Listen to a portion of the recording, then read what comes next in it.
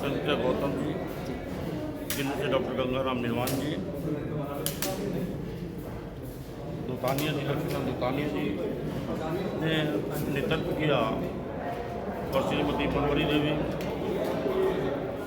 ने सबसे पहले जेल गई और जेल जाने के पश्चात जब हम उनकी आँखें चली गई, जेलर ने उनको अवकाश देने की कोशिश की, परंतु वो गई नहीं और वहीं उन्होंने अपनी आँखें खो दी। आज जो बाबा साहेब डॉक्टर अम्बेडकर की जो मूर्ति लगी है, उसके अंदर दिल्ली के, उत्तर भारत के, महाराष्ट्र के, संपूर्ण भारत के लोग, करीब 5.5 लाख लोग महिलाओं के साथ वहाँ एकत्रित हुए, जेल गए, तभी जाके वहाँ पर आज जो बाबा साहेब डॉक्टर अम्बेडकर की प्रांगण के अंदर बाहर जो मूर्ति लगी है, वह उसी आंदोलन का एक निर्णय था। मैं सर थोड़ी सी बात पूछना चाहूँगा, जो आरएसएस है वो इतना स्ट्रॉन्ग है, हम क्या इस तरह के कार्यक्रमों से, हमारे इतने सारे संगठन हैं, इतना सब कुछ है, क्या हम उसको किसी तरीके से कमज़ोर बना पाएंगे? यही सवाल मेरा पूछते हैं। बौद्ध धर्म के अंदर एक प्रचारक की भूमिका होती है। उसने कहा कि जो भी भिक्षुगण हैं वो दर दर जाके प्रचारक के रूप में कार्य करें, दीक्षा के रूप में। उस चीज़ को हम लोग ने छोड़ दिया और वही प्रचारक की भूमिका के रूप में आरएसएस ने स्वीकार कर लिया।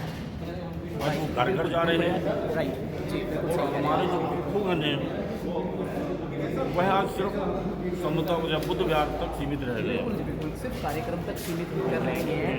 हम लोग गली गली, घर घर, मोहल्ला, हर जगह चप्पे चप्पे में हम लोग मिलते हैं। ये हमारी कमजोरी है। तो आरएसएस का अगर मुकाबला करना है तो हमें बौद्ध धर्म की जो भी दीक्षा है, जो कार्यक्रम थे, हमको उनको आत्मसात करना पड़ेगा, जब भी हम लोग आगे आ सकते हैं।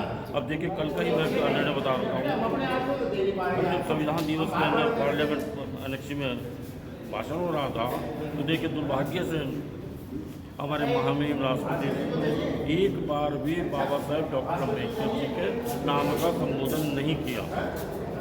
कितनी विडंबना है, जबकि प्राइम मिनिस्टर ने 22 मिनट के भाषण के अंदर परम पूजनीय बाबा साहेब डॉक्टर अम्बेडकर जी ने महत्वपूर्ण मुद्दा ऐसा बताइए कि ऐसा कोई फॉर्मूला हमारे पास होना चाहिए। हमारी जो बहुजन कमेटी है, ताकत में बहुत ज़्यादा है, सब कुछ बहुत ज़्यादा है, बड़े बड़े लोगों ने, दिग्गज वक्ताओं ने मंच पर हम अपनी कमजोरी नहीं दूर कर पा रहे हैं। जान पहले जो बदलाव हुआ है वो क्रांतिकारी हुए जैसे आया है बाबा साहेब की वजह से। बदलाव शायद कोई खास बदलाव उनके संघर्षों के बाद जितना बदलाव आने की आवश्यकता है वो नहीं आ पाया है। और हम तादाद में बहुत ज़्यादा, मतलब जनसंख्या हमारी ही ज़्यादा है, फिर क्या है? और बाबा साहब डॉक्टर अम्बेडकर जी ऊपर देखिए सर, इधर बाबा साहब अम्बेडकर जी के कारवां को आगे लगाने के लिए एक ध्वजवाहक के रूप में मान्यवर काशीराम जी आए और उन्होंने उसके अंदर एक पीड़ा थी, सरकारी नौकरी अफसरी छोड़कर वामसेव की उन्होंने स्थापना की, वामसेव का DS पूर्ति की, क्योंकि उनका एक ये था कि जब तक सत्ता हमारे हाथ में नहीं होगी हम अपने लोगों का भला नहीं कर सकते। लेकिन क्या उन महत्वपूर्ण मुद्दों पे काम कर पा रहे हैं जिन मुद्दों पर मान्यवर साहिब कांशीराम जी चले? क्या हम वहाँ तक पहुँच भी पा रहे हैं? कितने % तक हम कामयाब? यही दुर्भाग्य दिखाई तो दे रहा है, दिखाई दे रहा है, लेकिन वास्तविकता में ये हमारा दुर्भाग्य है कि जो हमारे शीर्ष नेतागण हैं, या तो वह भ्रमित हो गए हैं या हम लोगों ने उन्हें भ्रमित कर दिया। जी बिल्कुल। और वास्तविकता यह है कि हम लोगों ने उन्हें भ्रमित किया। बहुजन समाज के आवाम को क्या संदेश देना चाहेंगे जिससे कि वो कोई एक सटीक रास्ते पर चलें? बाबू जगजीवन कहा करते थे, जाति ही नहीं है। जिस दिन हमारे बहुजन समाज में जाति चली जाएगी, उस दिन हम जाति जाएंगे और मनोवादी यहाँ से भागेंगे। जाति जाने का बहुत जरूरी, आज हमने देखा मतलब जाति धर्म का नाश जरूरी है, जाति धर्म को छोड़ना होगा और मानवता को जिंदा रखना होगा। मानवता को जिंदा रखने के लिए हमको भगवान बुद्ध के विचारों को लेना पड़ेगा अपने मन सभी को जीने का बराबरी का अधिकार है, सभी को मूल अधिकारों की रक्षा करनी चाहिए मानवीय जीवन में। देखिए, अभी बाबा साहब ने एक बहुत बड़ी बात की थी सर इसी विषय में। जब संविधान लिखा गया, उन्होंने कहा कि दलित या वंचित समाज ही गरीब नहीं है, ब्राह्मणों में भी कुछ गरीब हैं, तो बाबा साहब ने उनका भी प्रावधान रखा कि यदि आवश्यकता हो तो उनको भी जो है सुविधा दी जाए।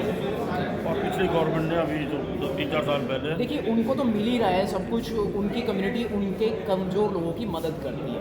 हमारा जो बहुजन कम्युनिटी है, बहुजन समाज है, इसकी हालत बहुत गंभीर है।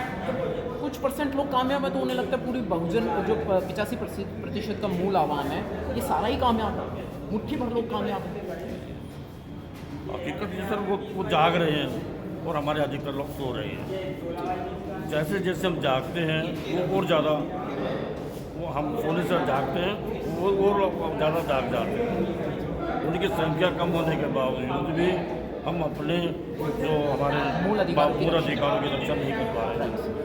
चलिए सर, बहुत बहुत शुक्रिया। आपने MD crime newspaper freelance media executive Nandkishore मौत के साथ में अपने विचार रखे।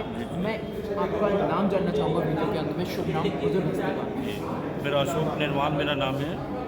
मेरे पिताश्री बोधि डॉक्टर गंगाराम निर्वाण, जिन्होंने आरपीआई का गठन किया और पहली बार 1962 के अंदर आरपीआई के झंडे के नीचे 98,000 वोट करोल बाग संसदीय क्षेत्र से लिए।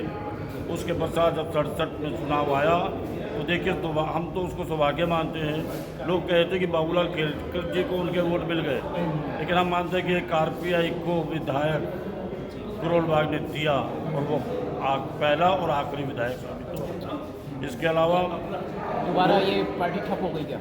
नहीं, उसके बाद दिल्ली में रखा श्री अब्बास मलिक साहब ने, डॉक्टर अब्बास मलिक जी लगातार चुनाव जीतते आए। कंटिन्यू है, Continue। आरपीआई का वजूद अभी कायम है। आरपीआई का वजूद कायम है, लेकिन साथ में जैसे बीएसपी आई, लेकिन कोई पार्टी का वजूद है या नहीं है, लेकिन बाबा साहब डॉक्टर अम्बेडकर का मिशन आज भी जिंदा है और हम समझते हैं हमेशा जिंदा रहेगा। धन्यवाद सर। जय भीम, जय भारत, जय संविधान। जय भीम, नमो बुद्धाय। नमो।